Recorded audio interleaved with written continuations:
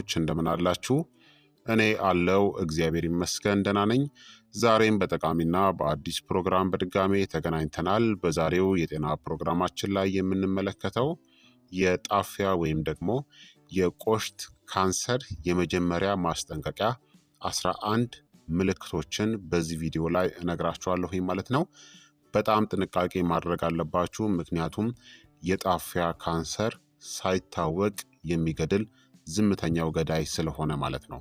ይህ የጤና ትምህርት ታዲያ ለበርካታ ሰዎች በጣም ጠቃሚና አስተማሪም ስለሆነ ሁላችሁም በቅንነት ላይክና ሼር በማድረግ ሌሎችንም አስተምሩ አሳውቁላለሁኝ።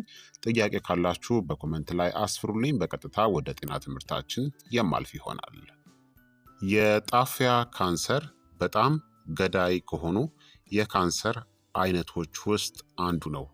ጸጥተኛው ወይም ደግሞ ዝምተኛው ገዳይ በመባል ይታወቃል። ምክንያቱም እንዳለባችሁ በምታውቁበት ጊዜ ብዙውን ጊዜ የምታውቁት በጣም ዘግይቶ ሊሆን ስለሚችል ነው። ጣፊያ ወይም ደግሞ ፓንክሪያስ ምንድን ነው የሚለውን እስቲ ልንገራችሁ አጠር አድርጌ። ጣፊያ የምግብ መፈጨት ስርዓት አካል ነው። ከጨጓራ ጀርባ እናም ከአከርካሪ አጥንት ፊት ለፊት በላይኛው የሆድ ክፍል ውስጥ ይገኛል። ከሰውነታችሁ ፊት ለፊት የጎድን አጥንቶቻችሁ በሚገናኙበት ቦታ ላይ ነው። በሰውነት ውስጥ ጣፊያ ወይም ደግሞ ፓንክሪያስ ሁለት ዋና ዋና ተግባራት አሉት።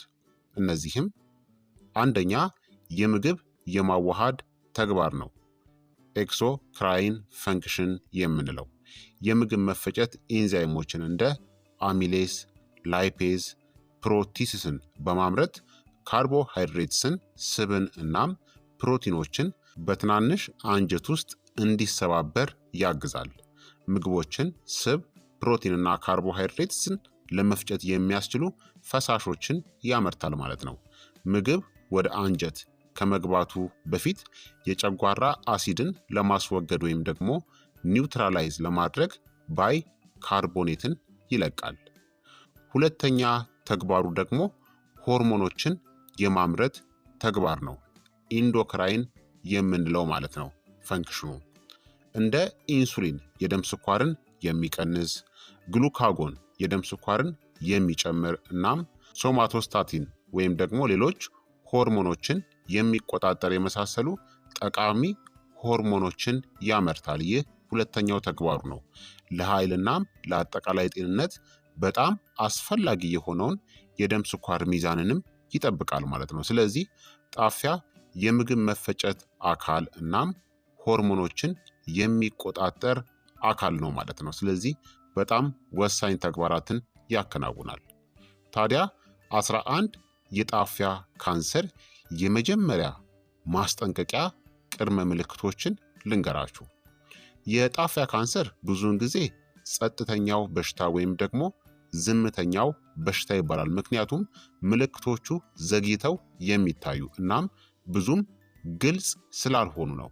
ይሁን እንጂ ትኩረት ሊሰጣቸው የሚገቡ አሁን የምነግራችሁ 11 ቀደምት የማስጠንቀቂያ ምልክቶች አሉ። አንደኛ ያልታወቀ የሆድ ህመም ነው። በተለይም በላይኛው ሆድ ጀርባ አካባቢ። ህመሙ ብዙውን ጊዜ የሚጀምረው በላይኛው ሆድ ሲሆን ወደ ጀርባም ሊሰራጭ ይችላል። ከምግብ በኋላ ወይም ደግሞ ስትተኙ ሊባባስ ይችላል። እናም ወደፊት ስታጎነብሱ ደግሞ ሊሻሻል ይችላል። ይህም የሚከሰተው እጢው በአቅራቢያው ባሉ ነርቮች ወይም አካላት ላይ ጫናን ስለሚፈጥር ነው። ይህ ብዙውን ጊዜ ደብዛዛ የማይቋረጥ ህመም ሲሆን ወደ ግራ ትከሻም ሊሰራጭ ይችላል። አንዳንድ ጊዜ ደግሞ ወደ አከርካሪ አጥንት በሚዘልቅ እምብርት ላይ እንደተሰራጨ ህመም ሆኖም ይታያል። እናም ብዙውን ጊዜ ከበላችሁ በኋላ ደግሞ የባሰ ስሜት ይሰማችኋል። ሁለተኛ ያልታወቀ ክብደት መቀነስ ነው። ፈጣንናም ሳትፈልጉ የክብደት መቀነስ የተለመደ ነው። ይህም የሚከሰተው በደካማ የምግብ መፈጨት፣ የጣፊያ ኤንዛይሞች እጥረትናም የካንሰር ህዋሶች የሰውነት ኃይልን ስለሚጠቀሙ ነው። ሶስተኛ ጃውንዲስ የምንለው ወይም ደግሞ የቆዳና የአይን ቢጫ መሆን ነው። እጢው የሐሞት ቱቦን በመዝጋት ሐሞት እንዳይፈስ ሊያደርግ ይችላል። ይህ የቆዳ ወይም ደግሞ የአይን ቢጫ መሆን፣ የሽንት ጥቁር መሆንናም የሰገራ መገርጣትን ያስከትላል። ይህ ብዙውን ጊዜ ከመጀመሪያዎቹ የሚታዩ ምልክቶች ውስጥ አንዱ ነው። አራተኛ የምግብ ፍላጎት ማጣትና በፍጥነት መጥገብ ነው። እጢው የጨጓራ መፈጨትን ወይም ደግሞ የምግብ መተላለፊያን ሊያስተጓጉል ይችላል። ህመምተኞች ትንሽ ከበሉ በኋላም እንደጠገቡ ሊሰማቸው ይችላል። አምስተኛ አዲስ የስኳር በሽታ መከሰት ነው፣ በተለይ ያለ ስጋት ምክንያቶች ማለት ነው። ጣፊያ ኢንሱሊን ሆርሞኑን ያመነጫል። ቅድም እንዳልኳችሁ አንድ እጢ ኢንሱሊን የሚያመርቱ ህዋሶችን ሊጎዳ ይችላል። ይህም የስኳር በሽታ እንዲፈጠር አስተዋጽኦን ያደርጋል። ድንገተኛ የስኳር በሽታ ወይም ደግሞ የደም ስኳር መቆጣጠር መበላሸት ቀይ ምልክት ሊሆን ይችላል። ስድስተኛ ማቅለሽለሽናም ማስታወክ ነው። እጢው በሆድ ወይም ደግሞ በትናንሽ አንጀት ላይ ጫናን ሲፈጥር የምግብ መተላለፊያን ሊዘጋ ይችላል። ይህም የማያቋርጥ ማቅለሽለሽ፣ የሆድ መነፋትና ማስታወክን ያስከትላል። ሰባተኛ ቅባታማ ወይም ደግሞ ዘይታማ ሰገራ ነው። ጣፊያ በቂ የምግብ መፈጨት ኢንዛይሞችን ካለቀቀ ስብ በትክክል አይዋሃድም። ሰገራው የገረጣ ቅባታማ፣ ከበድ ያለ እናም መጥፎ ሽታ ያለው ሊሆንም ይችላል። ስምንተኛ ድካምና ከፍተኛ የሆነ ድክመት ነው። በደካማ የምግብ መፈጨት ምክንያት ሰውነት የተመጣጠነ ምግብ ይጎድለዋል። በካንሰር ምክንያት የሚመጣ ድካም ደግሞ ከእብጠትናም ከእጢ እድገት ይመጣል። ይህም በጣም ከፍተኛ ስር የሰደደ ድካም ተብሎ ሊገለጽ ይችላል። እናም የበለጠ በመተኛት እንኳን የማይሻሻል ድካም ነው። ዘጠነኛ የደም መርጋት ነው፣ ዲፕ ቬን ትሮምቦሲስ የምንለው። የጣፊያ ካንሰር የደም መርጋት ዝንባሌን ይጨምራል። በእግር ላይ እብጠት፣ መቅላትናም ህመም መርጋት እንዳለ ሊያመለክት ይችላል። አስረኛ የቆዳ ማሳከክ ነው። ይህ የሚከሰተው በሐሞት ቱቦ መዘጋት ምክንያት የሐሞት ጨው ወይም ደግሞ ባይል ሶልት በቆዳ ውስጥ ስለሚከማች ነው። ብዙውን ጊዜ ከጃውንዲስ ወይም ደግሞ ከቆዳ ቢጫ መሆን ጋር አብሮ ይመጣል። 11ኛ ስር የሰደደ ተቅማጥ ነው። አብዛኛው የጣፊያ ካንሰር ለምግብ መፈጨት ኢንዛይሞች ኃላፊነት ያለበትን የጣፊያ ክፍልን ይጎዳል። ይህም ብዙውን ጊዜ ወደ ስር የሰደደ ተቅማጥ ሊያመራ ይችላል። ስለዚህ እነዚህ 11 ምልክቶች የጣፊያ ካንሰር ወይም ደግሞ ፓንክሪያቲክ ካንሰር የምንለው ማስጠንቀቂያ ምልክቶች ስለሆኑ ጥንቃቄ ማድረግ አለባችሁ።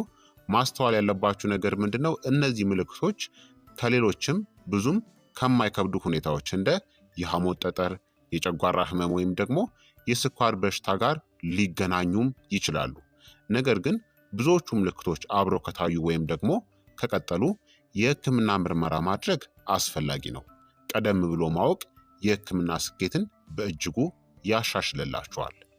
ታዲያ የጣፊያ ካንሰር ካለባችሁ በፍጹም ስኳርን አትጠቀሙ።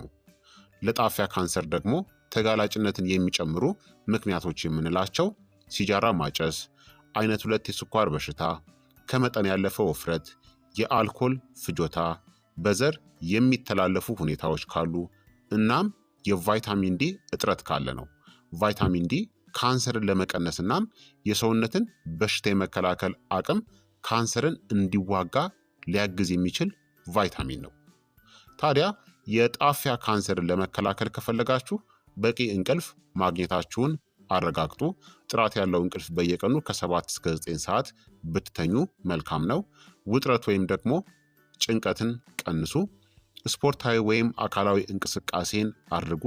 በየጊዜው የመጾም ልማድ ደግሞ ይኑራችሁ፣ ኢንተርሚተንት ፋስቲንግ የምንለው ማለት ነው። እንዲሁም ደግሞ እንደ ክሩሲፈረስ አትክልቶችን፣ አረንጓዴ ሻይ፣ ነጭ ሽንኩርት እና ቤርበሪን የመሳሰሉ ጸረ ካንሰር ምግቦችን መጠቀም ሊረዳ ይችላል ማለት ነው። ስለዚህ ክቡራትና ክቡራን ተመልካቾቼ የዛሬው የጤና ትምህርቴ እንግዲህ ይህንን ይመስል ነበረ። እንደተማራችሁበት ተስፋ አደርጋለሁኝ። ሀሳብ አስተያየታችሁም ደግሞ አይለኝ ይላለሁኝ። ይህ የጤና ትምህርት ለበርካታ ሰዎች በጣም ጠቃሚና አስተማሪም ስለሆነ ሁላችሁም በቅንነት ላይክና ሼር በማድረግ ሌሎችንም አስተምሩ፣ አሳውቁላለሁኝ። ጥያቄ ካላችሁ ከዚህ ቪዲዮ ጋር በተያያዘ በኮመንት ላይ አስፍሩልኝ። በቀጣይ የጤና ትምህርት እስከምንገናኝ እኔንም እናንተን ብቻ ያቆየን። መልካም ጊዜ፣ መልካም ቆይታ። ቻው ቻው።